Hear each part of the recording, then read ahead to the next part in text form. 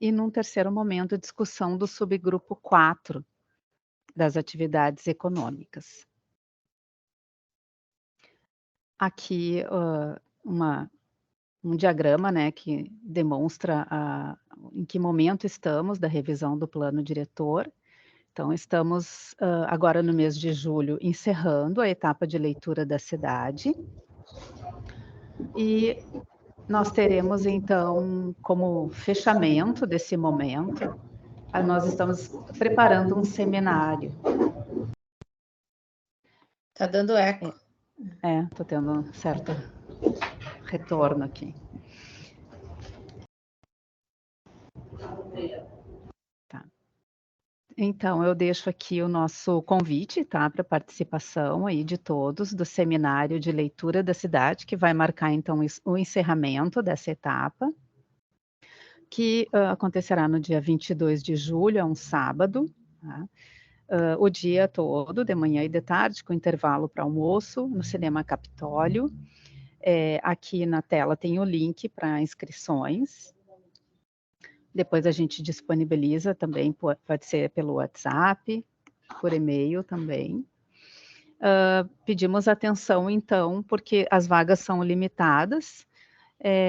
De 3 a 10 de julho, as inscrições são exclusivas para os componentes aí dos grupos técnicos. E depois, a partir de 10 de julho em diante, abre para o público em geral. Tá? Então, vai ser um momento bem importante aí de marcar essa etapa, né, de leitura da cidade. A gente vai ter um momento de apresentação por parte da consultoria, depois uma breve explanação dos coordenadores aí dos eixos temáticos, né, e também haverá momento de debate aí para a gente trocar ideias aí sobre esse trabalho.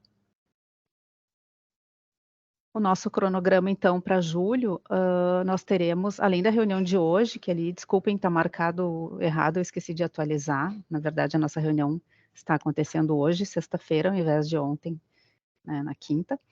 E nós teremos depois, então, uma última reunião dia 20 de julho, onde a gente vai fazer, então, uma consolidação de tudo isso que está sendo discutido aqui nessas reuniões, que se iniciaram após as oficinas temáticas, né.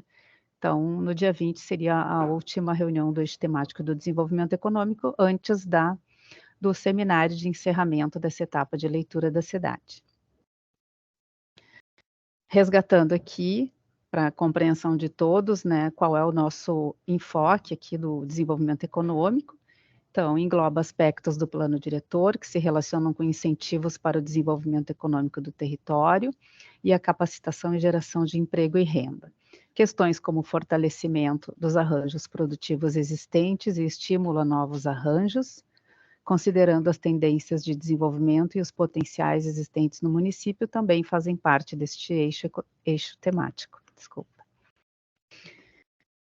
Bem, hoje o nosso foco vai estar, então, no subgrupo 4, que trata das atividades econômicas, né?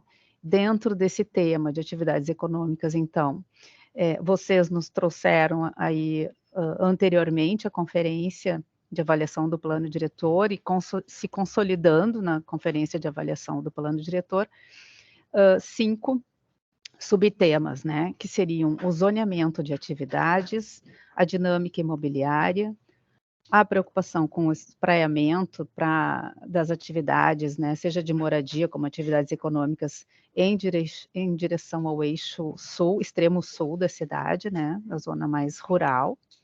Instrumentos para financiamento da cidade, que o plano diretor nos traz, né, que seria o solo criado, a transferência de potencial construtivo, entre outros.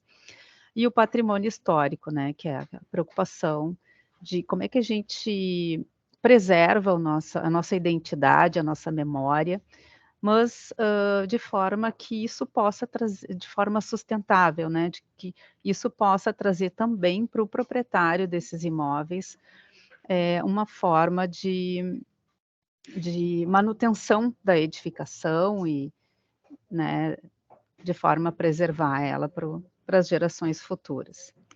Então, seriam essas os principais subtemas, né, relacionados às atividades econômicas que a gente tem discutido até então. Então, assim, vamos entrando, então, na segunda parte da nossa reunião, que a gente está trazendo hoje uma apresentação sobre zoneamento de atividades. Essa apresentação ela vai ter 2 momentos. Num primeiro momento, a arquiteta Maria Tereza Albano, que foi nossa colega aqui na prefeitura, participou da elaboração do plano diretor, vai nos trazer um histórico, de como, essa questão do zoneamento surgiu, né, de como por que as cidades adotaram, né, a maioria das cidades, eu acho, no Brasil, adotaram esse sistema de planejamento, né, baseado no zoneamento de atividades. Então, a arquiteta Maria Tereza Albano vai nos fazer trouxe uma apresentação sobre esse tópico.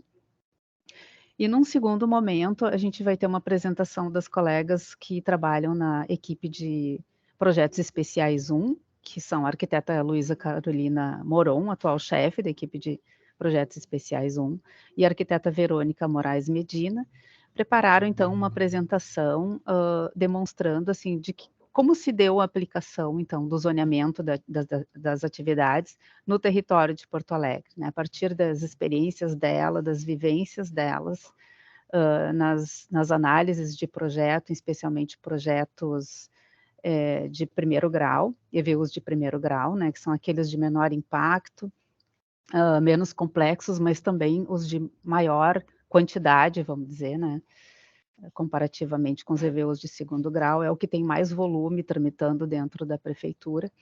Então, elas vão fazer uma explanação, assim, a partir da percepção delas, né, de que forma se deu a aplicação, então, do zoneamento, que resultados isso produziu, tá? Então, eu vou compartilhar aqui o material da arquiteta Maria Tereza, só um momentinho.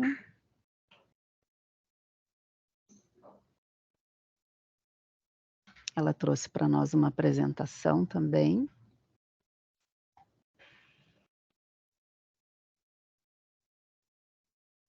Estão visualizando?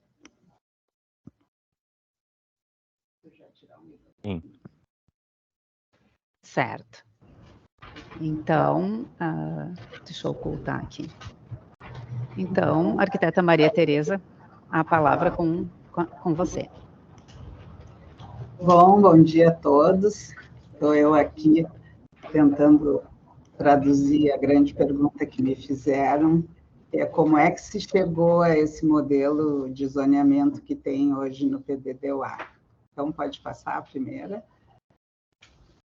Uma coisa que eu queria dizer inicialmente, eu sempre uso esse desenho para mostrar, afinal de contas, o que é o PDD-UA, né? Ele é um conjunto de princípios, um modelo espacial, um conjunto de instrumentos e uma proposta de sistema de planejamento que deve funcionar como um processo permanente de planejamento, né?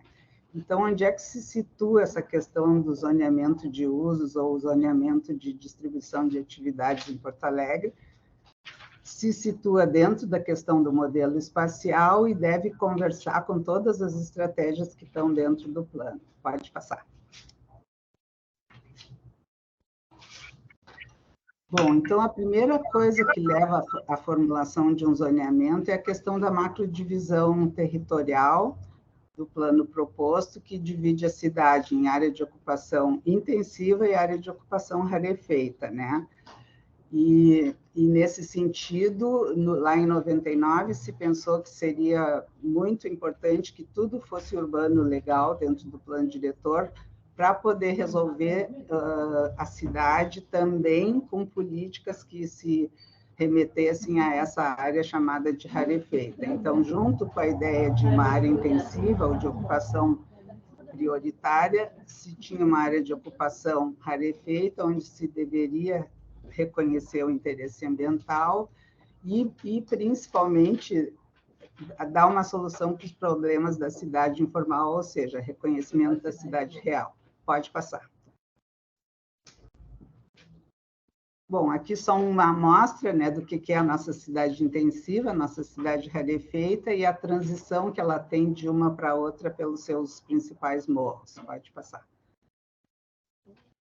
Aqui eu trouxe uma comparação do que era o primeiro PDDU, que é o primeiro Plano Diretor de Desenvolvimento Urbano, e o PDDUA de 99. Né? Então, dentro do PDDUA, veio esse conceito de que tudo é urbano legal ou tudo é cidade, como está escrito lá no artigo 27. Isso foi uma das maiores polêmicas dentro da discussão do plano na Câmara.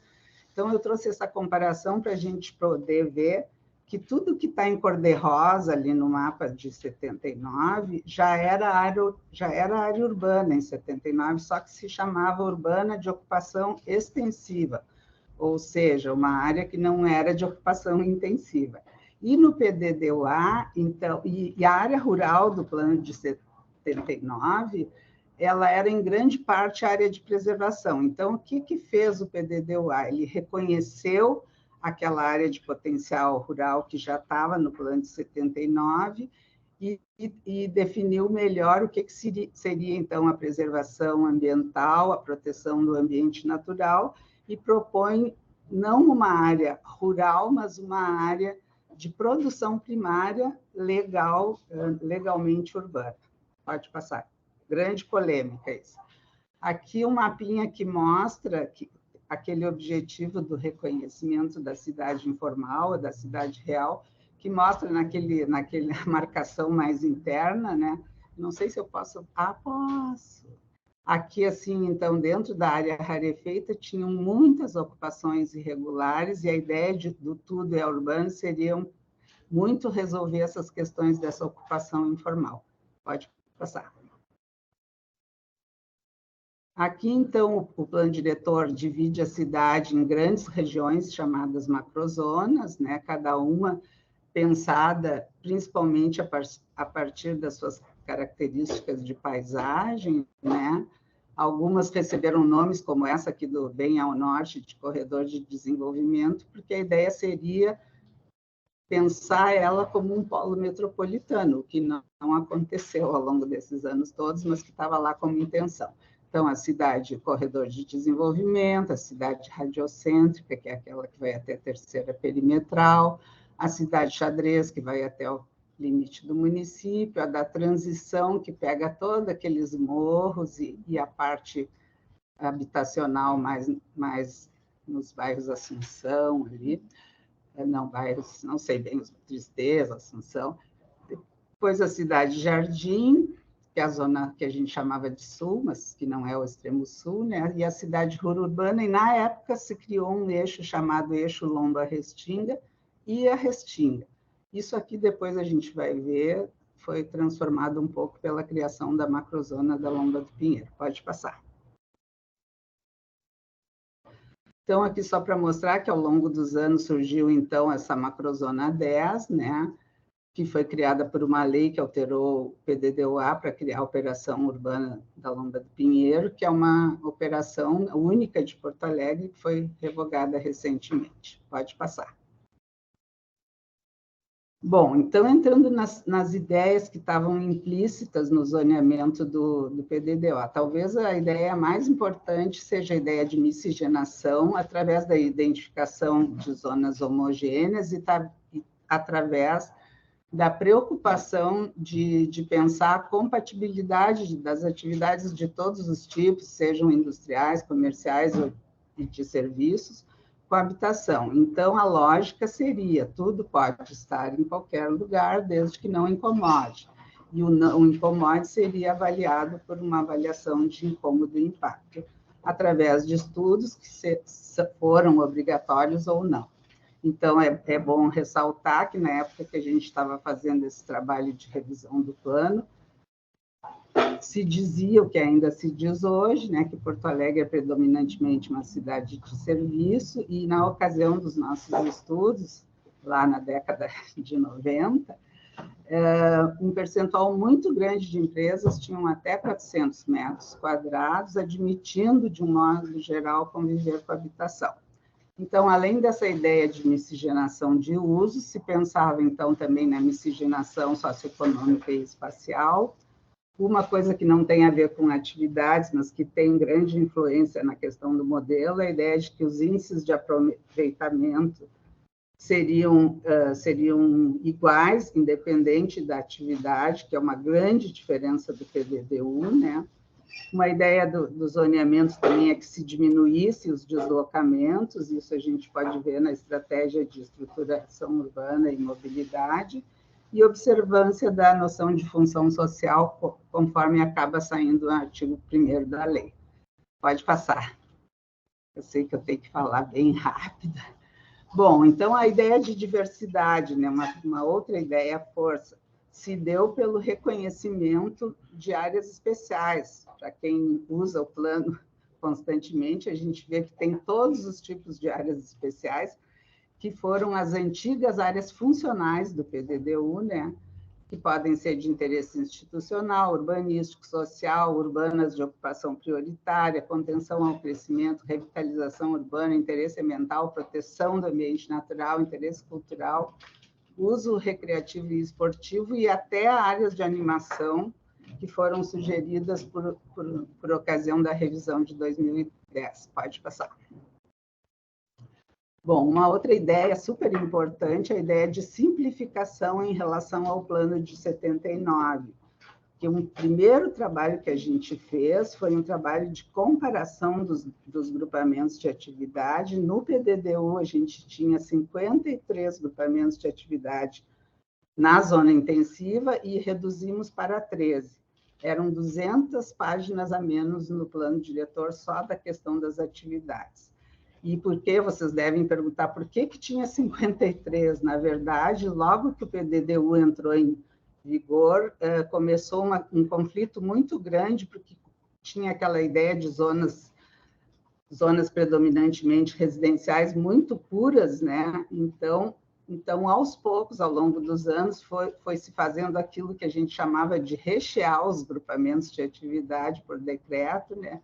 Então, quando se comparou, muitos eram muito parecidos.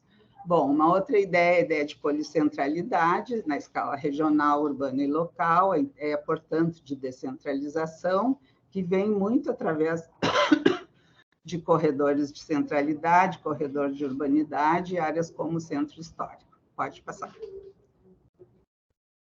Bom, aqui, então, uma ideia da policentralidade de Porto Alegre, né? Um resumo desse zoneamento de usos. Esses Cs todos mostram os corredores pensados para serem espaços de diversidade de usos e concentração populacional e concentração construída, né? Com vistas a tentar fazer com que Porto Alegre deixasse de ser uma cidade que tudo vai para o centro. Então, aqui nessas linhas amarelas da estratégia de mobilidade urbana, a gente vê que se queria muito provocar os deslocamentos norte e sul, em vez de fazer sempre o deslocamento para o centro. Pode passar. Bom, aqui para comparar também, o PDD-UA de 79 pensou essa questão da policentralidade de maneira muito diferente. Na verdade, por ocasião dos estudos em 79, a consultoria do Propur, na universidade, fez um trabalho que identificou todos os polos e áreas comerciais existentes, são essas bolas em vermelho, com diferentes tamanhos, e na hora de propor, eram 35 polos existentes, de diferentes hierarquia, e o plano propôs mais 35 previstos, que são esses achuradinhos aqui. Bom, qual era o critério desse tipo de centralidade? Era olhar a diversidade de atividades por níveis, né, polos de nível 1 até nível 5, e também a questão do deslocamento para chegar naquela atividade que tu estava interessado em alcançar.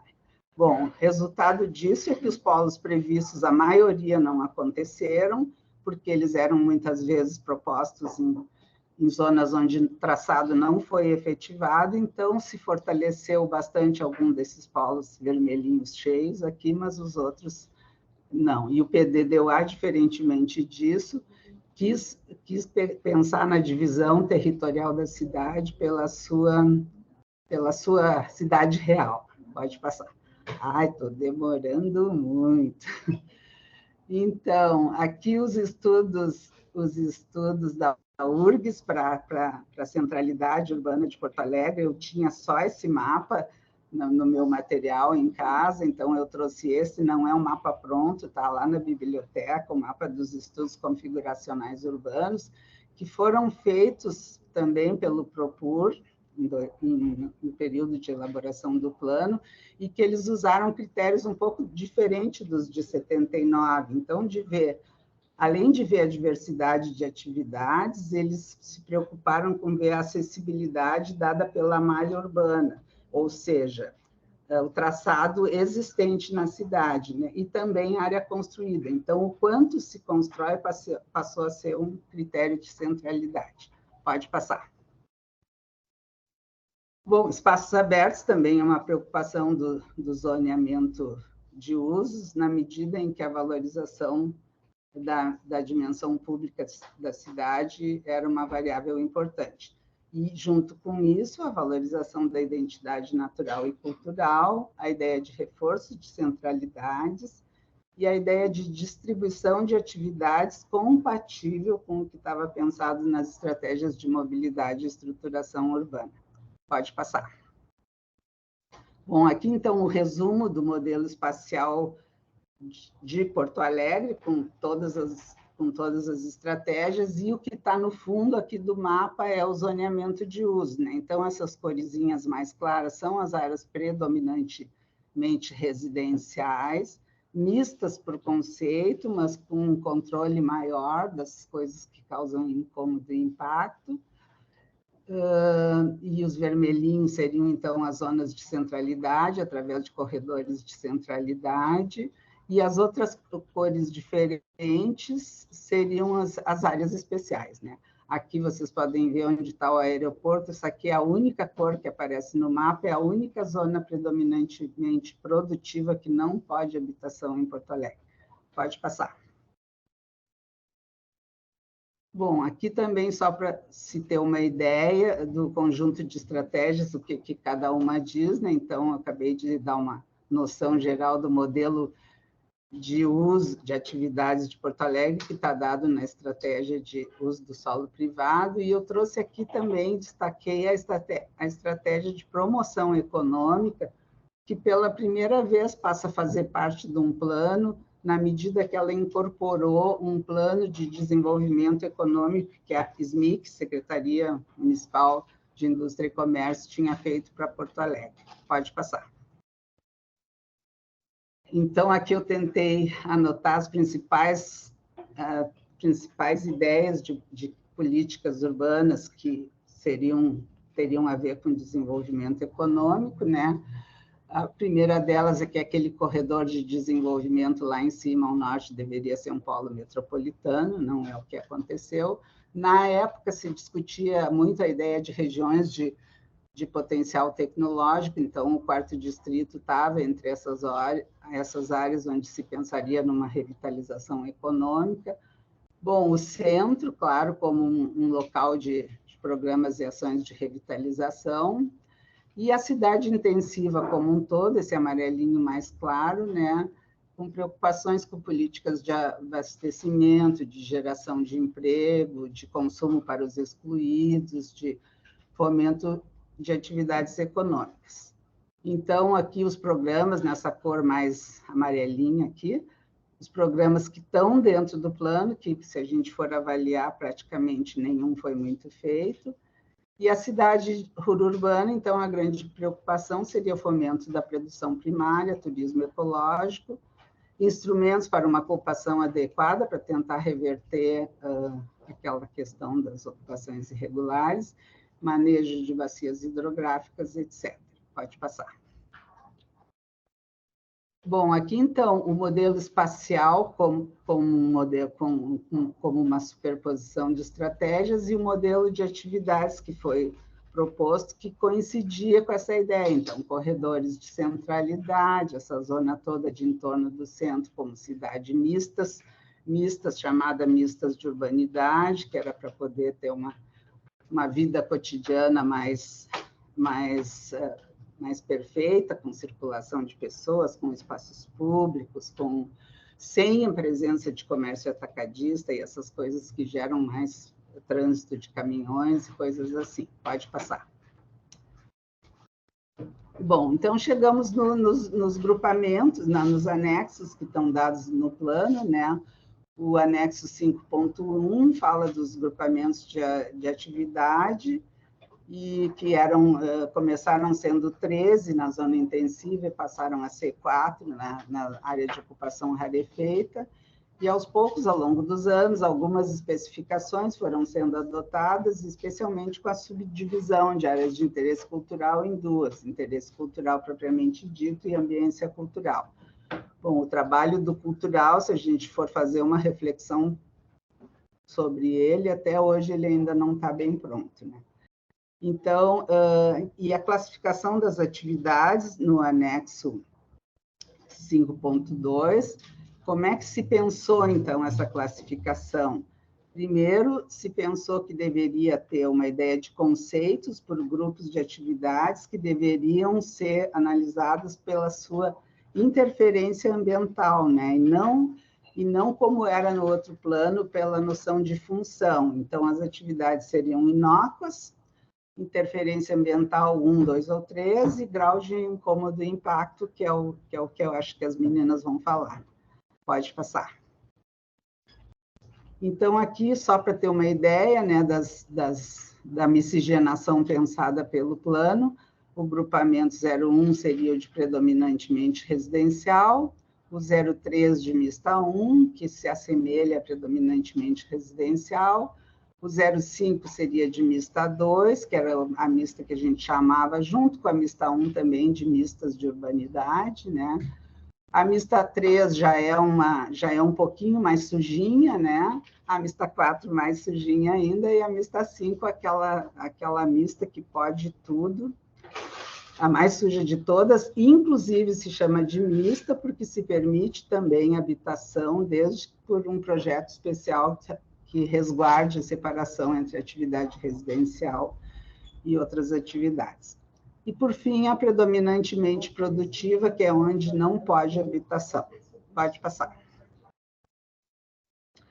Então, aqui, só para a gente terminar nossa conversa, né, eu trouxe esse exemplo que está há muitos anos na pauta e que a gente não vai discutir, mas é só para mostrar assim, como aquele primeiro slide que eu mostrei lá no começo, que o plano é princípios, modelo espacial, instrumentos e proposta de sistema de planejamento.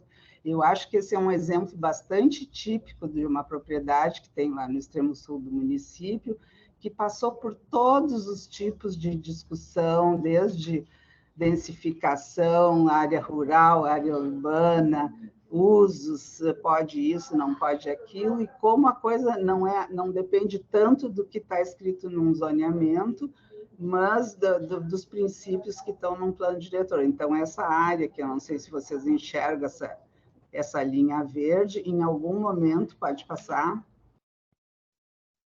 ela foi proposta com essa ocupação, não sei quantos anos tem esse desenho, mas eu sei que ainda está em pauta isso, então, para mostrar que para discutir esse tipo de situação, a gente tem que pensar em princípios, em modelo espacial, em instrumentos, e como é que o sistema considera esse tipo de situação.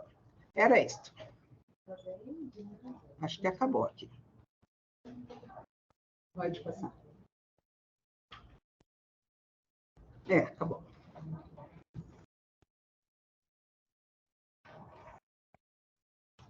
Muito bem. Quantos minutos?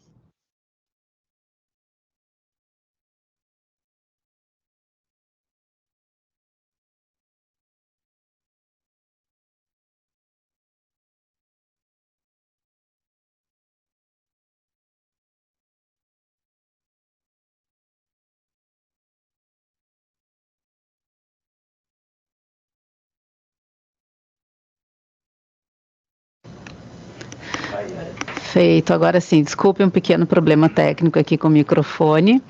Obrigada, então, a arquiteta Maria Tereza Albano, e nos deu uma aula, né, sobre essa questão do zoneamento, como uma coisa bastante extensa e complexa.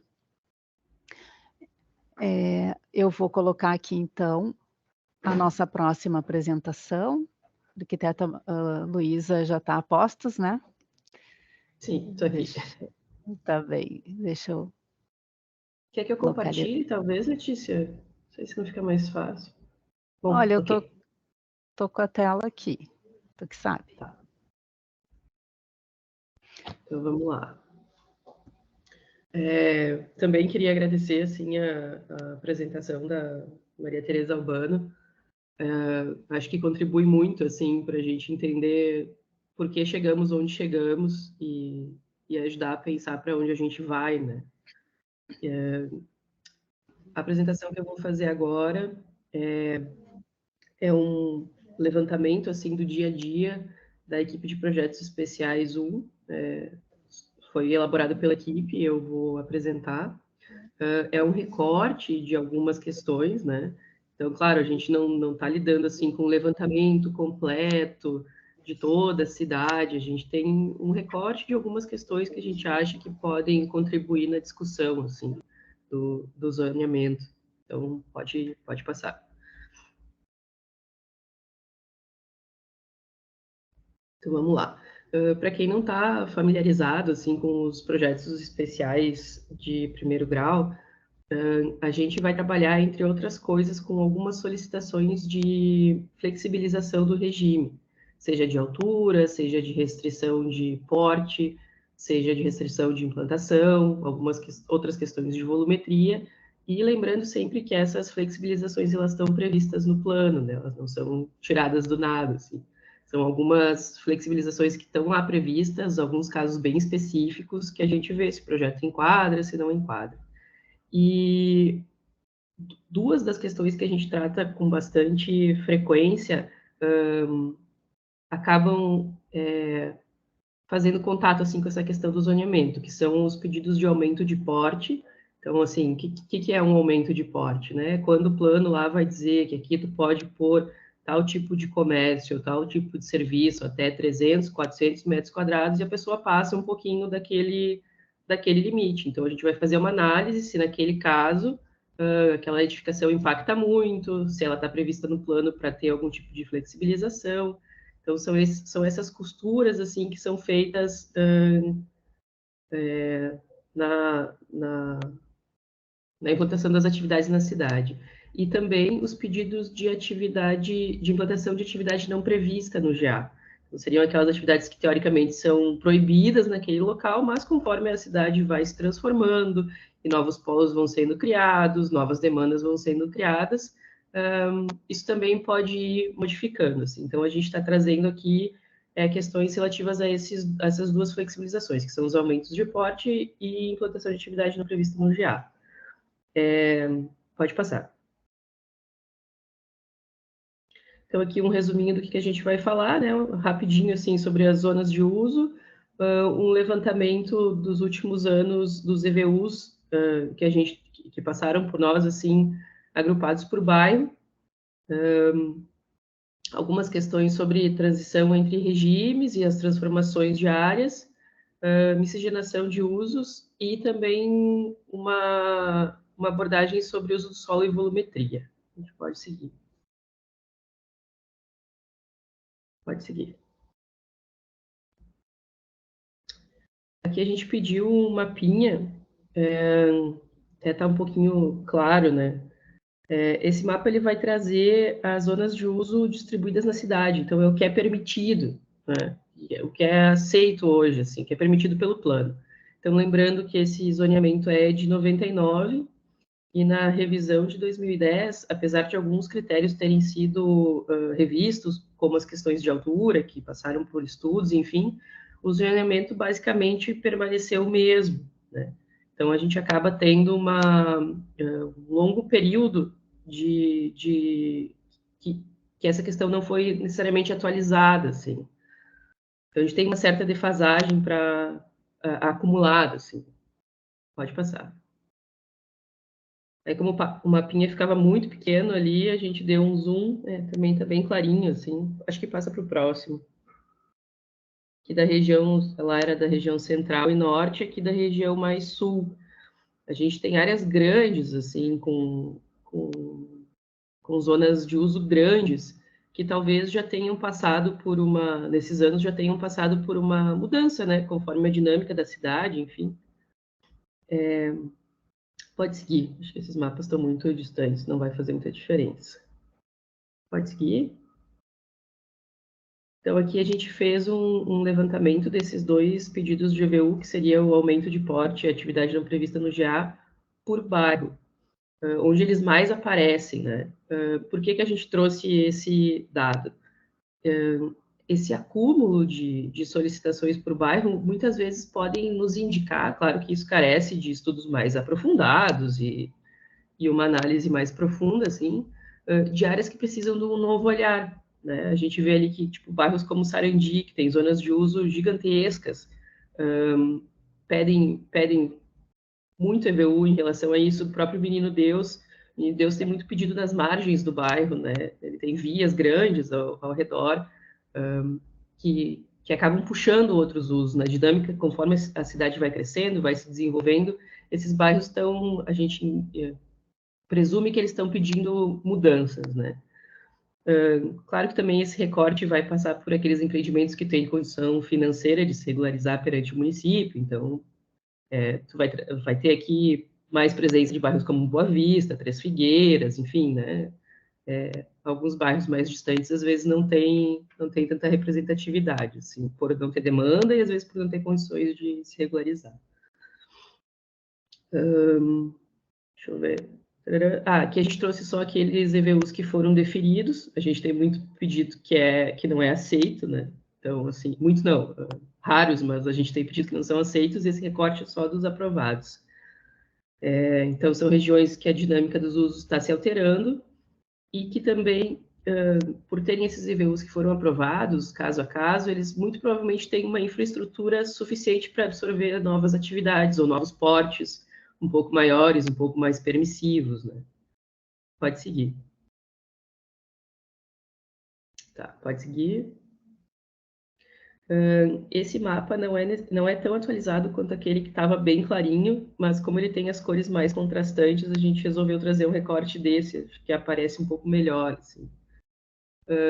A gente tem também a questão de transição entre regimes, que aparece muito nos EVUs, né? A gente tem as vias de maior porte na cidade, que tem regimes, aquele regime dos 60 metros, para quem já está acostumado a fazer aprovação em Porto Alegre, que são regimes mais permissivos virados para as vias de maior porte. E muitas vezes eles estão que seriam essas vias que aparecem nos mapas ali no primeiro, bem no meio, em laranja, a gente tem a Protásio Alves, na figura do meio, bem no meio, a gente tem a Bento, e lá embaixo, a Assis Brasil. Então, vocês veem que tem uma linha amarela que acompanha, que é essa faixa de 60 metros para cada lado da via, que tem uma permissividade maior de volumetria e de implantação de atividade, porque é o que a via comporta. E logo encostado, a gente às vezes tem uma área predominantemente residencial, com uma volumetria super baixa, né? Então, o EVU ele vem também para fazer essa costura entre os regimes. Como é que tu vai fazer a costura entre um terreno que está bem ali na divisão, né? Então, muitas vezes a gente tem flexibilizações por o terreno estar localizado ali. E isso também vai gerando demanda, né? Tipo, começa a ter... essa faixa de 60 acaba se espraiando, assim, começa a querer entrar dentro dos bairros, né? Pode seguir. Pode seguir também. Então, aqui, ó, a gente trouxe um exemplo dessa transformação que começa a acontecer do Menino Deus. O Menino Deus, a gente tem uma série dos tribunais que estão voltados ali, próximos ao shopping, e tem as ruas como a Ganzo e a Bastian, que tem casas que antigamente eram residências grandes e interessantes que foram preservadas e começam a se transformar em escritórios de advocacia ou outro tipo de serviço, enfim, e precisam do EVU porque eles têm uma área já existente um pouco maior do que o permitido e querem se adequar a esse novo uso. Então, esse é um bom exemplo, assim, de como a cidade ela vem se transformando, né?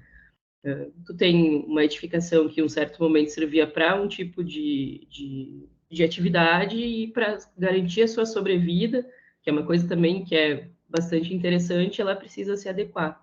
Então, assim, a gente tem a Gans e a Bast é um lugar que aparece muito, assim. Então, a gente tem outros lugares da cidade que isso também acontece com outros tipos de serviço. Pode seguir. Tá, deixa eu ver o que eu coloquei aqui.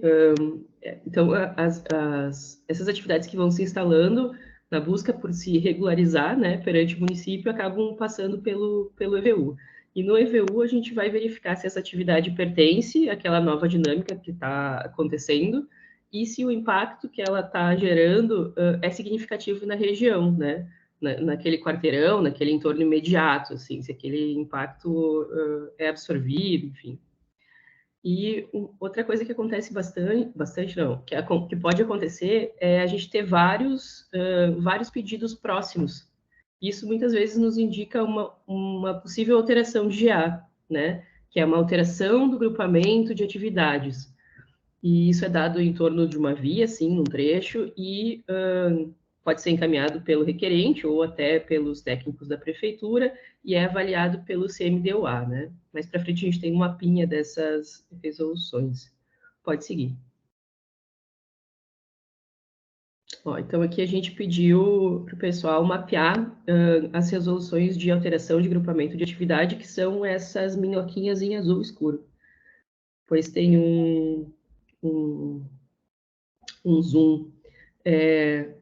Então, a gente teve alterações nessa questão dos grupamentos de atividade, tanto por essas resoluções de alteração, como também por programas específicos. Daí aqui a gente citou o programa do Centro e do Quarto Distrito, que daí são análises são estudos que foram feitos bem específicos, para regiões muito específicas, né? Mas ainda assim são pontuais. Pode seguir. Então, aqui é um zoom do mapinha, marcando essas resoluções de alteração, que também é outro indicativo de áreas que talvez precisem de um olhar mais apurado, assim, né, durante a revisão. Pode seguir. Agora, falar um pouquinho sobre essa miscigenação dos usos. São dois pontos que, basicamente, a gente entende que são importantes da mesma forma, assim, né, que é tanto tu identificar as áreas que seria importante miscigenar um pouco mais, ser um pouco mais permissivo nessa mistura, como também identificar áreas em que não, que seja interessante se manter a característica que tu tem hoje. Né? A gente vê que essas demandas existem, elas coexistem, né? A cidade ela é muito diversa, assim. Então a gente, numa primeira olhada, assim, entende que essa miscigenação de usos muitas vezes contribui para a manutenção ou até para criar uma ambiência urbana mais agradável.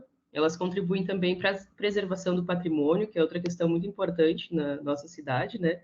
Na medida que elas vão dando sobrevida para a edificação, que elas conseguem gerar renda para a manutenção das edificações que tem questão de patrimônio, que são edificações que demandam dinheiro, né?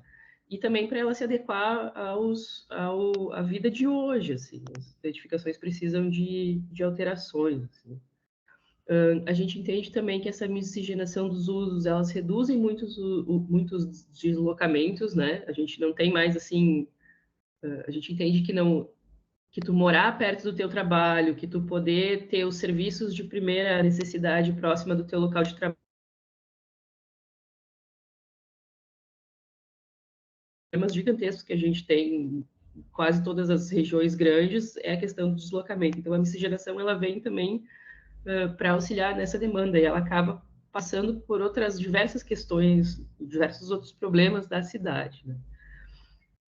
A miscigenação também vai, ao mesmo tempo que ela busca, ela retroalimenta essa dinâmica, né? Tipo, ter mais gente circulando, ter mais movimentação também alimenta os comércios. Então, meio que é uma coisa puxa a outra. Elas vão se alimentando. Pode passar. E isso. Outra questão assim que nos chama atenção nos EVUs é que algumas vezes a gente tem questões de volumetria desconexas, assim, né? Mas também me parece ser muito um reflexo de como as coisas foram previstas e como a cidade vai se transformando, né? É um caminho natural, me parece, assim, da mudança da cidade. Então, aqui a gente fez mais um slide sobre a relação do uso do solo com as volumetrias permitidas e o sistema viário. E a gente citou alguns exemplos de conflito. A gente achou que assim era mais simples de pontuar. Por exemplo, a gente tem áreas que são predominantemente residenciais e que têm volumetrias mais permissivas, né? Mas que elas possuem muitas restrições à implantação de outras atividades, como comércio e serviço. Então, às vezes, o cara tem potencial, tem altura, tem volumetria, mas ele não tem, ele tem muito limite de porte. Então, o pessoal vem, assim, justificando no EVU, poxa, mas eu queria usar, né? Eu queria, enfim, e aí tu não consegue, enfim, teriam mais oportunidades, assim, para aquela área, assim. Que eu repeti de novo, a maior miscigenação dessas áreas pode contribuir para a ambiência, a diminuição dos deslocamentos e a geração de emprego e renda. Outro exemplo são as vias coletoras, que estão algumas localizadas no GA01, que é o predominantemente residencial, que são vias que já têm um porte um pouquinho maior, que elas têm infraestrutura, e normalmente elas têm mais infraestrutura e potencial para gerar centralidade em algumas zonas, mas que ainda também tem usos muito restritos, né? Aqui um exemplo de lugares que vêm com bastante EVU nesse sentido seria a Lucas de Oliveira e a Vicente da Fontoura. A Lucas é um lugar, assim, que pipoca, assim, né? E aí a gente reconhece essa mudança da cidade, a infraestrutura que já está adequada, e como é que tu não vai flexibilizar isso, né? Então, são mudanças que a cidade vem acarretando, assim, ao longo dos anos e que a gente entende que precisam ser pensadas em conjunto para a revisão do plano. Pode seguir? Então, aqui acho que eu já falei, mas o nosso último slide já está terminando. Então, o que a gente entende, assim, que é interessante tanto identificar as áreas em que seja interessante reconhecer e incentivar essa maior miscigenação, mas também considerar áreas que se deseja manter o caráter existente, né? A gente vai ter áreas da cidade que tu pretende manter o caráter de residencial, de ser mais restrito, e isso também existe, né? Áreas que demandam preservação das restrições de uso e volumetria, a fim de evitar a descaracterização não desejada. E, por fim, a gente entende que a cidade também é muito diversa e a gente tem que reconhecer essas diferenças. Então, assim, esses apontamentos que a gente fez é no sentido de ajudar a esquentar o debate, assim, né? Com um recorte do que a nossa equipe trata no dia a dia. Assim. Acho que é isso.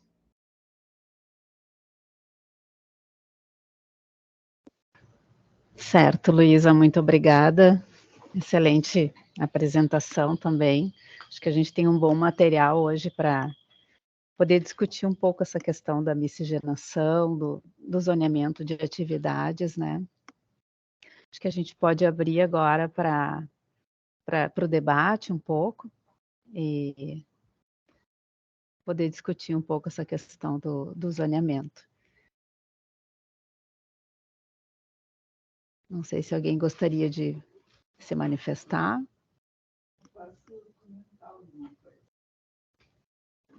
A Patrícia pedindo a palavra, então, em seguida daí a arquiteta Maria Tereza comenta. Pode falar, Patrícia. Excelente apresentação das duas. Primeiro, gostaria de dar os parabéns. E sempre, cada oportunidade, a gente ganha um pouquinho mais de conhecimento, né? É muito interessante. Eu queria perguntar para a Maria Tereza, estava comentando a respeito daqueles centros, né, desses polos, né? Os estudos hoje que a gente que está sendo desenvolvido ali para a consultoria também estão identificando questões de centralidades. Na verdade, eles identificaram algumas que se caracterizaram, vamos dizer, né? Mas a gente sabe que para funcionar a gente tem que ter diversas centralidades, enfim. Eu queria explicar como é que foi esse processo, não sei se tu saberia me explicar como é que foi esse processo de identificar essas centralidades, né? E se alguma ação específica, quais ações foram feitas para se concretizar, né? E, eventualmente, por que algumas não se concretizaram? Assim, que indicações para melhorar, para a gente ter, vamos dizer, para a gente fazer certo dessa vez. Sim. Oi, Patrícia, bom dia. Então, tu está te referindo ao plano de 79 ou ao de 99? A apresentação que tu fez ali dos estudos, né? Uhum. Que identificaram aquelas centralidades, né? São 30 tu falou 30 e poucas. Sim. Né? Tá. Só contar um pouquinho melhor para nós como é que se chegou, e daí as ações que vocês tomaram, que deu certo, que não deu. Tá. Então, é o plano de 79, quando a ideia vamos dizer, da distribuição de atividades de comércio e serviços era feita através de polos de comércio e serviço, né? Unidades territoriais mistas e corredores de comércio e serviço nas avenidas principais de Porto Alegre, mas aí não era comércio, era serviços, consultórios médicos e tal. Então, quem fez o estudo em 79 foi a área de geografia urbana com a consultoria do Procur, né? Como é que eles identificaram as centralidades? Aqui não se chamava centralidade na época, se chamava polos, né? Se usava a expressão muito em cima da ideia de função urbana que aquela área ia ter. Então, eles identificaram, pela diversidade de usos, 35 áreas existentes, sendo que a mais complexa era o centro da cidade e a menos complexa era aquelas dos bairros que foram os polos de nível 5, ou segundo aquele conceito das unidades de vizinhança lá, que o plano também adotou, né, aquele conceito urbanístico de unidade de vizinhança, seriam os polos de abastecimento diário, ou seja, os polos para os quais tu caminha, tu vai a pé na padaria, que hoje já não é mais tão assim, mas que em algum momento foi muito forte, né?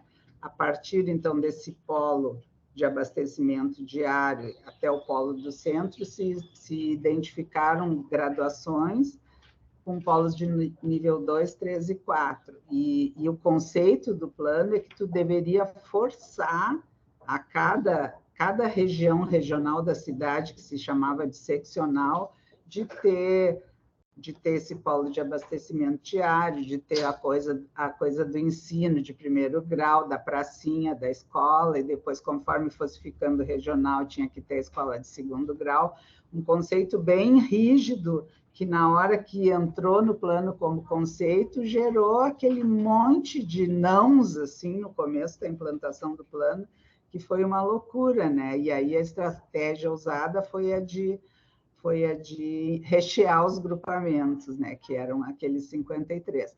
Mas, assim, então, o que era existente nos levantamentos para o plano de 79 se potencializou com o conceito de polo, de corredor, mas o que não era existente não se potencializou porque foram propostos em cima de vias projetadas.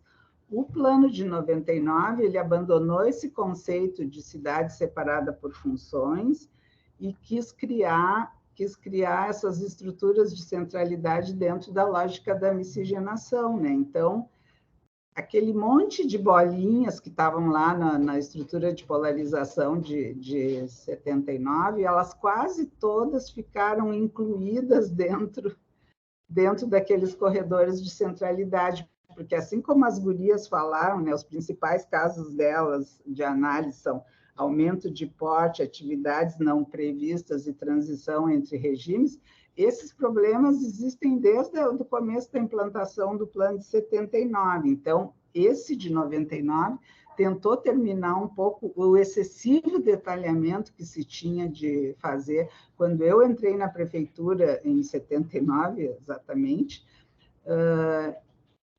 Na sala que eu trabalhava, tinha um armário que era detalhamento da Áreas Polos de Porto Alegre, justamente por causa dessa questão da transição de limites e dos 60 metros, que antes era 40, num primeiro momento se passou para 60, depois começou a se deixar de frente para a rua do lado do quarteirão, e mesmo assim sempre vai ter outras situações, outros tipos de propriedade que a cidade real é muito mais real do que a vã filosofia da gente possa imaginar, né?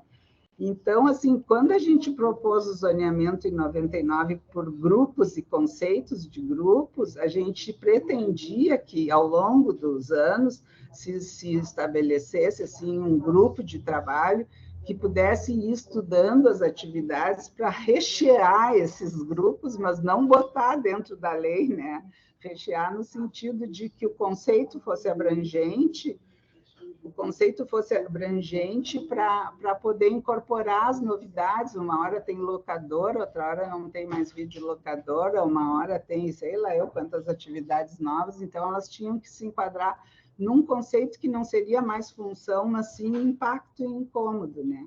Então, claro que, quando eu digo que é tudo relacionado, até vocês levantam aí essa coisa das alturas versus a pré-existência, é complicado tudo isso, mas a gente teria que ter sempre bastante claro o que também a gente, como planejador, quer para uma cidade, a gente e a sociedade junto quer para uma cidade, que a gente vai flexibilizar ou não, né? Então, essa ideia de aproveitar as casas existentes, que tem mais de 200, 150, não sei, 500, qual é não sei, decoro mais os limites de porte.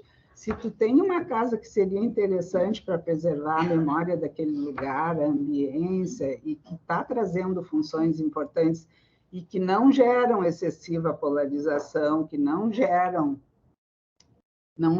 tumulto na zona que é para ser residencial, não geram barulho, não geram coisas assim, não atrapalham a vida de residência, de moradia, a ideia seria dizer sim, né? Agora, o ruim é quando tu, na verdade, pensou aquela zona norte, lá o extremo norte, como um corredor de desenvolvimento para ser uma área de polo metropolitano, e a única coisa que aconteceu, olha, eu não estou bem atualizada, mas até onde eu sei, apareceu um grande empreendimento habitacional que não é bem a ideia de um polo metropolitano, né? Então, assim, se tu diz sim, tu está negando esse conceito de polo metropolitano, interface com a região, tipo, uma coisa que seria um grande espaço de integração. Então, assim, a hora de dizer o sim ou não teria que ter a ver com o que está pensado enquanto ideia para a cidade, que, claro, a cada 20 anos pode mudar, né? Mas, assim, eu acho que tem ideias bastante claras que nos dão essas referências para dizer sim ou não, né? Então, por exemplo, lá no Quarto Distrito, era uma antiga zona industrial, cheia de prédios super compatíveis com a ideia de um distrito tecnológico, né, ou de uma revitalização por empresas. Se vem um pedido para demolir uma casa, será que a melhor resposta é sim, sabe? Assim, essas coisas, claro que depois tem o mercado imobiliário interferindo em tudo isso, mas a gente tem que juntar todos os conceitos, o de morfologia, o de distribuição de atividades, o de desenvolvimento econômico, para ver o que é melhor para uma cidade. Então, não sei se eu respondi a tua pergunta. Então, a estrutura de 99 tentou simplificar aquela de 79, né? E incorporar tudo aquilo que era polo 1, polo 2, polo 3, em grandes corredores de centralidade, que seriam sempre, na ideia do conceito, seriam áreas dentro de um par viário, né? E com uma ideia meio utópica, que seria de densificar para dentro e deixar para fora, nas avenidas estruturadoras, maior fluidez de trânsito. Mas como o plano de 79 ele consolidou muito a ideia de corredores, né? Então, assim, sempre nos corredores é que aconteciam as maiores alturas no plano de 79. Então, ficou uma coisa assim meio híbrida, né? Mas é isso. Obrigada. No fim, acabou gerando mais perguntas, né? Não sei se as pessoas vão se inscrever. Eu posso perguntar. Acho que por enquanto está só tu inscrita, Patrícia. Dalmolin. O Dalmolin se inscreveu, depois eu faço a minha pergunta, Tá bem. minhas outras perguntas. Tá bem. Pode falar, Dalmolin. Bom dia a todos aí. Fiquei bem impactado aí com a apresentação da Maria Tereza e da Luísa, pela qualidade, né, e por poder nos rememorar a história, né, do planejamento, e também a gente se dar conta que a cidade, ela às vezes ela cresce, se desenvolve diferente do que o regramento nos propõe, né? Então, por exemplo, hoje em dia, por exemplo, a Luísa estava falando sobre o porte, né? Isso aí é uma das coisas que eu mais observo, tanto como profissional, como no Conselho de Plano Diretor, que as pessoas que têm até pequenos e médios empreendimentos, tipo uma padaria mesmo, que a Maria Tereza falou, já passou caso assim de uma padaria ter 200 metros quadrados e precisar de 300 metros quadrados fazer um EBU, que eu acho um absurdo, fazer mexer com toda uma estrutura da prefeitura para aumento de porte de uma padaria, por exemplo. Isso aí deveria ser, dentro do âmbito da SMIC, lá, um formulário, alguma coisa, tá? Para a pessoa poder aumentar o porte, né? Então, quando a gente fala em atividade porte, a gente está exatamente falando sobre economia, né? E sobre trabalho que existe na cidade. E a cidade, o nosso planejamento, ele tem que ter mesmo foco nas pessoas e na qualidade de vida. Então, assim como a Maria Tereza falou com relação ao mercado, né? O mercado é o que primeiro observa as atividades das pessoas e tenta refletir nos seus produtos. Então, o que a gente percebeu assim, com relação ao mercado, né? Que começou a se criar condomínios em que tem tudo, né? A pessoa não precisa sair de dentro de casa, tem esporte, tem lazer, tem moradia, e agora tem até comércio, que é um self-service, tem empresas que vão lá, colocam numa peça lá de 50 metros quadrados, 40 metros quadrados, até menos, tipo um mini mercado que a pessoa mesmo entra, se serve, paga e vai embora, entendeu? Então, cada vez mais, o que a cidade não proporcionou? Não proporcionou aquela pequena mobilidade que tu faz no bairro para ir na padaria, que nem diz a Maria Tereza, que até antigamente se fazia mais, né? Mas a gente tem que pensar nisso, que a gente... até a experiência da pandemia nos deixou um pouco duros com essa questão, né, de querer ficar em casa, mas isso não é o normal. O normal é que a gente possa circular pelo bairro, ir ali na padaria mesmo, fazer algumas compras e poder circular, e poder trabalhar, e poder morar perto, né, para não afetar o transporte, né? E então eu vejo assim que o mercado identificou isso. Ele começou até, tem uma empresa até que o nome é Trends, né? A tendência. Ela botou moradia, botou loja, botou tudo que tem para a pessoa não precisar sair dali. Por quê? Porque a cidade, de alguma forma, ou ela é insegura, ou ela não tem a infraestrutura desejada, alguma coisa que ficou para trás, né? Como é que eu vou dizer assim? Os recursos também que a gente tem na cidade para que a cidade se enriqueça, eles também são escassos, né? Assim como os recursos que tem na economia. Então, o mercado começou a fazer isso.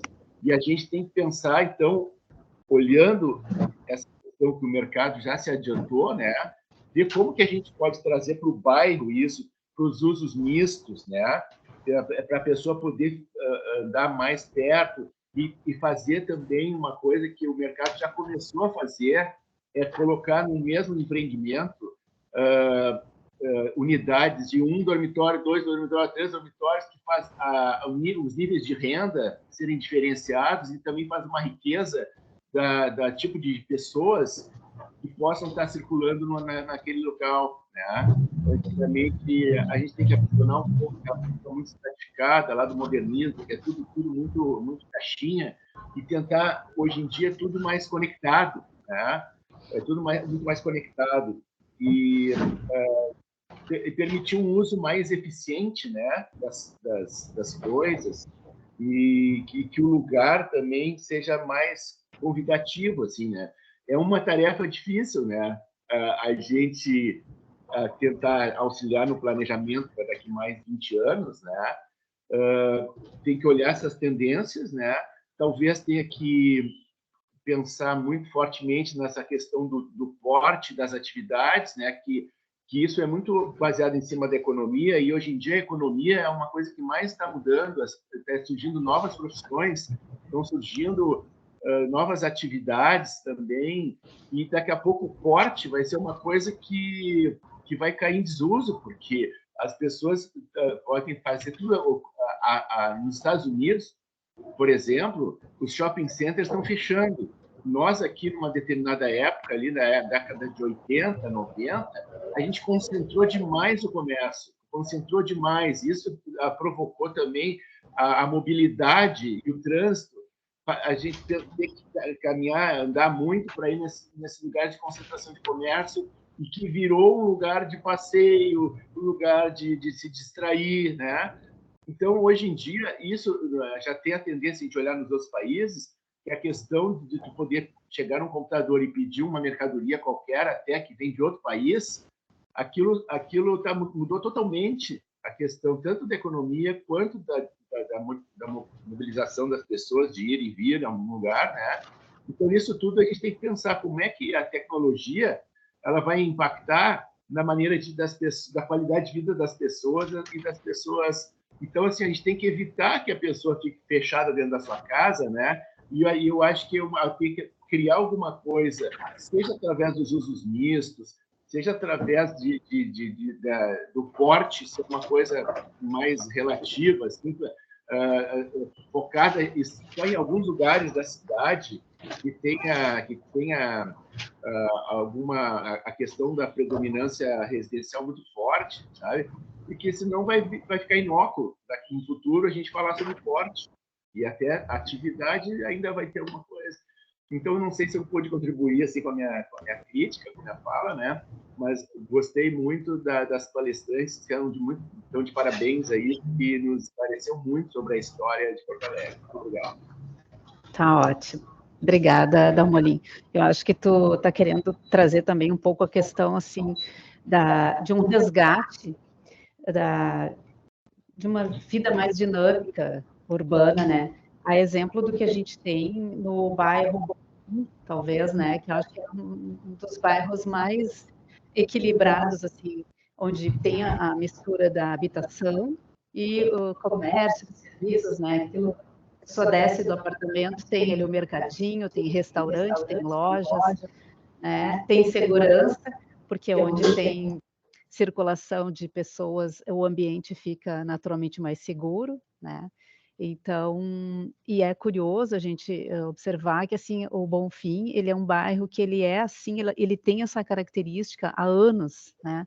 Diferente de outros bairros que, às vezes, eles tentam adotar essa dinâmica, por exemplo, ali o Moinhos de Vento, né, que uma época teve, assim, muito essa questão de comércio, de restaurantes e tal, e daqui a pouco entra em decadência, né? Porto Alegre acho que tem muito isso, assim, em determinados momentos alguns bairros emergem, assim, com uma vida mais dinâmica, mas daqui a pouco, né, aquilo, por algum motivo, acaba morrendo, né? E ali no Bonfim isso tem se mantido, assim, ao longo dos anos, né? Uma dinâmica super interessante. E Letícia é um dos bairros de maior densidade de Porto Alegre. Exato, exatamente.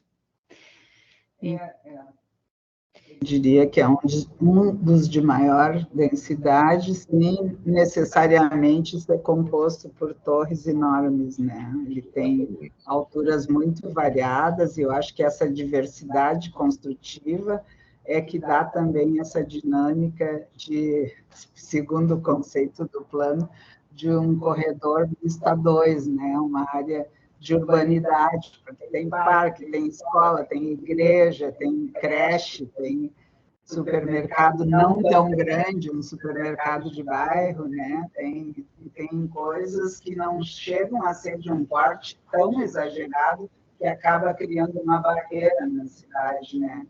Conflito. Conflito. Queria fazer um comentário sobre a questão da burocracia levantada pelo Dalmolin. Eu acho assim, eu não sei como é que é agora, mas lá na época que eu ainda trabalhava, estão ouvindo? Então, parece que mudei. Sim, sim, estamos ouvindo. Me parece, tinha uma coisa chamada resolução interpretativa que o Conselho do Plano Diretor aprovava.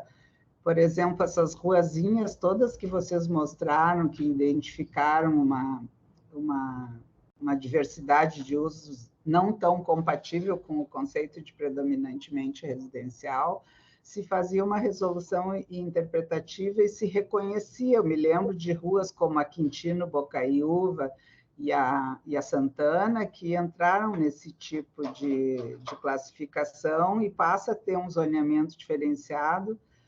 Agora, voltando também à questão do porte, eu acho que dá para fazer, eu não sei qual é o instrumento atualmente, se é resolução interpretativa ou se é outro. Eu sou uma super a favor de aceitar que casas que tenham 500, 600 metros quadrados, onde o porte é 200, se a atividade avaliada quanto àquela ideia de impacto na vida cotidiana das pessoas, porque é isso, a gente não pode transformar toda a cidade num grande centro que tenha tudo, né? Nem tem demanda para tanta coisa assim. Então, casarões, até eu moro ali na Petrópolis, na Rua Essa de Queiroz, tem uma casa maravilhosa que eu pensei, alguém podia comprar e fazer aquelas livrarias e bares e tudo junto naquela casa, seria maravilhoso. Mas, assim, não tem também demanda para tanta coisa em todos os bairros da cidade, né? Então, é isso. Eu não sei se existe a figura da resolução interpretativa, porque é claro que a dinâmica da cidade vai mostrar tendências, mas, na minha opinião, assim, eu seria contra ter assim, maior abertura para shopping center, por exemplo. Eu acho que a cidade está explodindo de tanto shopping. O shopping é uma coisa que transforma um lugar onde ele se coloca, e, por exemplo, esse exemplo do Moinhos de Vento, um pouco do que está mudando lá tem a ver com a construção do shopping, né? Então, essa coisa da escala de bairro, aquele supermercado que tem no Bonfim, aquele Zafari que tem ali no Bonfim, é um tamanho ótimo, não precisa ser maior que aquilo, né? Então, não sei se eu me perdi no raciocínio, mas essas coisas de transição entre regimes, atividades não previstas e aumento de porte, eu acho que poderiam ser tratadas. Eu não sei como é que está se pensando o novo modelo de distribuição de atividades, mas não sei também como é que avançou essa ideia dos conceitos de atividades por grupos para ir botando as não previstas dentro, assim, né? Ou abrindo mão de análises quando já tem um conhecimento casas até 500, até 1.000 metros quadrados que tiverem atividades de tal tipo, não precisam mais ter EVU, mas isso aí tem que ser de conhecimento de todos, né? Mas tem que cuidar muito com essa noção de impacto, assim, porque às vezes uma coisa estraga tudo, né? Uma coisa nova estraga tudo. Eu só queria complementar uma informação sobre o que a Tereza falou das resoluções. Na verdade, essas são resoluções de alteração de GA e não interpretativas. E são aquelas que a Luísa mostrou naquelas cobrinhas ali. Sim, eu imaginei. São resoluções de alteração de GA, que a gente faz um estudo num trecho de via, numa determinada rua, não chega a alterar a subunidade, é só com os imóveis que faz de frente. É um estudo bem restrito naquele trecho de via ou numa rua toda, que altera o GA para permitir essas atividades que estão acontecendo, né? Eu acho que a lógica seria assim, na medida que tem acúmulo, sistema de planejamento é isso, né? Na medida que tem acúmulo sobre uma determinada verdade, cria uma regra. Eu me lembro que no começo passava pelo conselho toda a permissão de árvores imunes ao corte, todas passavam no conselho. Depois se criou uma outra coisa para resolver isso, né? Mas é bem isso. Algumas vezes vem por demanda do requerente, alteração do GA, por interesse próprio, quando ele quer se instalar, e às vezes parte da própria equipe, assim, que quando reconhece que está acontecendo em várias situações, a gente acaba encaminhando essas alterações ao conselho. Mas é resolução de alteração e não interpretativa. Claro. Bem isso. Mas a gente continua utilizando. Bem isso. Certo, obrigada, Verônica. Tem, Patrícia, além de tu, o Jacão estava escrito. Eu retiro até porque já vai terminar e tem outra agenda. Retirando. Tá bem, estamos nos aproximando do final. Jacão, tu quer colocar a tua manifestação? Bom dia a todos. Tá? Primeiro, registrar excelentes apresentações das duas colegas arquitetas aí. Eu acho que esse resgate, como o Dalmoni colocou um pouco antes, da Maria Tereza, é bem interessante para a gente poder ampliar alguns horizontes que a gente está tendo nesse momento agora de revisão. Com relação à questão do Bonfim, especificamente, bem citado por todos aí, né? O Bonfim é uma espécie de uma nova Jerusalém, né? Uma Jerusalém porto-alegrense, porque, para quem conhece Jerusalém, é mais ou menos aquilo ali, né? Não muda muito. Né, é extremamente muito parecido com Jerusalém mesmo. E assim, eu acho que essa questão desses corredores de centralidade que foram utilizados no passado, né, eles não alavancaram, eu penso, tá, especialmente pela demora na municipalidade em tomar algumas ações, tá? Eu acho que se demorou muito. Os planos eram perfeitos, de 99, muito bem fechado, bem claro, bem tranquilo, né? E eu acho que a Maria Tereza conseguiu trazer isso muito mais hoje para nós. Mas eu acho que pelo excesso da burocracia, que eu acho que alguém falou, não sei se foi o Dalmoni, mas acabou se travando muito, né? Essa questão das atividades, a demora em o município responder algumas coisas, né? Vide o Parque Industrial da Restinga e o Complexo do Porto Seco, que são duas coisas, dois complexos econômicos criados na mesma época, mais ou menos, e pela demora do município em tomar certas atitudes, teve que se mudar, teve que se recriar em algum momento, né? A Restinga agora, essa semana, começou na sexta-feira passada, terminou na terça, a venda de mais alguns lotes dos que estavam lá encravados há anos, parados há anos, né? O parque foi criado com um intuito, né, até naquele conceito das pessoas que moram na Restinga poderem ter, né, a geração de emprego e renda no próprio local, que é, sem dúvida, muito interessante, né? Mais alguma colega falou aí sobre isso, né, da proximidade com o trabalho e tal, da residência, de tu poder usufruir os serviços na própria região, né? O Porto Seco é o outro que vocês sabem, né, da onde eu venho, da onde eu sou oriundo, né, e vivi isso na pele, né, vivo isso na pele desde o ano de 90. Mas, enfim, não vamos tomar muito tempo, aí já está estourando o horário. Muito obrigado, mais uma vez, eu acho que perfeitas as colocações. Tá ótimo, muito obrigada. Bom, então vamos nos encaminhando aqui para o encerramento. Eu agradeço, então, as palestrantes aí que contribuíram. Eu posso dizer uma coisinha? Sim. Não, assim, eu queria salientar que todas essas coisas levantadas, ela tem a ver com quanto a gente tem um sistema de gestão do planejamento estruturado de uma forma adequada, né?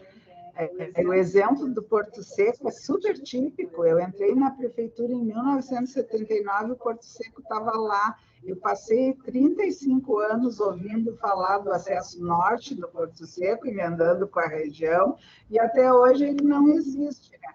A Restinga, em algum momento, a gente revisou o conceito, porque ela estava pensada para grandes indústrias, passamos a mexer no loteamento, passamos o lote para 2.000, quem sabe está na hora de dar uma outra repensada, né? Se eu acho que o 2.000 está grande, então vamos pensar.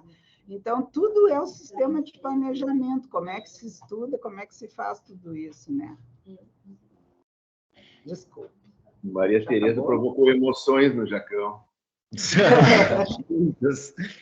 Não, eu só... excelente a tua colocação, né, com relação a repensar, porque nós, enquanto gestores e empresários no Porto Seco, né, a gente teve que montar algumas estratégias e algumas mudanças para que se pudesse alavancar os novos negócios no Porto Seco, até porque, tu sabes bem, lá no início as atividades eram limitadas, né? E por um exemplo clássico, e aí tu falaste numa resolução, fugiu a palavra. Interpretativa, exatamente. A primeira conquistada no Porto Seco foi feita em 99 na SPM, aonde se abriu, né, que nós poderíamos ter atividades de armazenagem, que hoje é a conhecida logística, porque até então o nosso regime urbanístico não permitia. E, logicamente, o mundo mudou, hoje temos a logística, temos outras, né, o cross-docking, outras atividades ligadas ao nosso setor, né, e que o Porto Seco não permitia. Aí era o fim da picada. Poxa, eu comprei um terreno, eu paguei o terreno, eu construí um prédio e eu não posso operar a minha empresa, né? Mas, enfim, são coisas que a gente veio indo adaptando, foi adaptando ao longo do tempo para melhorar. A Restinga lá foi um sucesso, tá? O edital lá não chegou a vender todos os lotes. Mas essa modificação para os 2.000 metros de testada para eles mínima lá, foi interessante também, né? Porque possibilitou não só os que já estão lá para